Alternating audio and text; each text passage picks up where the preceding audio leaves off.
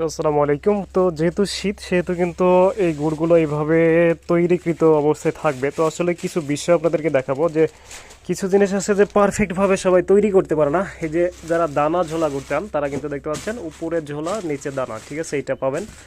মানে আসলে গুড় তো সবাই তৈরি করে, এত খাঁটি গুড়টা সব জায়গায় থেকে পাবেন না, আর হচ্ছে পারফেক্ট যে গুড়টা সেটা পাবেন না। এটা হচ্ছে যে চকলেট গুড়, তাছাড়া ফয়েল পাটালি আছে, সবগুলো খুলে দেখাতে পারছি না যেহেতু একে একে ভিডিও করছি।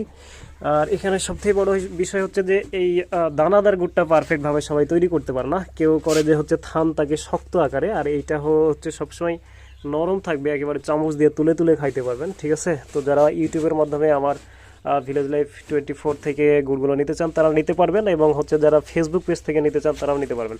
এবং দেখতে পাচ্ছেন যারা বলছে যে দানা আমি চাই না, যেন দানা না পড়ে, তারা কিন্তু এই গুড়টা নিতে পারবেন, ঠিক আছে।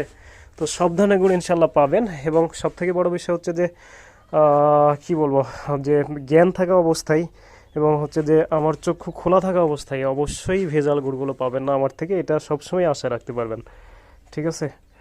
তো অবশ্যই ভালো থাকবেন, সুস্থ থাকবেন।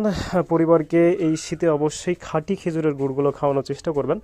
আলহামদুলিল্লাহ আমাদের নিজেদের খেজুরের গাছ রয়েছে এবং আশপাশে ভাই বা চাচা, আমি তাদের থেকে সরাসরি সংগ্রহ করে থাকি একেবারে কোনো ধরনের ভেজাল ছাড়া, ঠিক আছে। তো অবশ্যই আপনারা জানাবেন আমাকে আপনারা কোন গুড়টা খেতে যাচ্ছেন।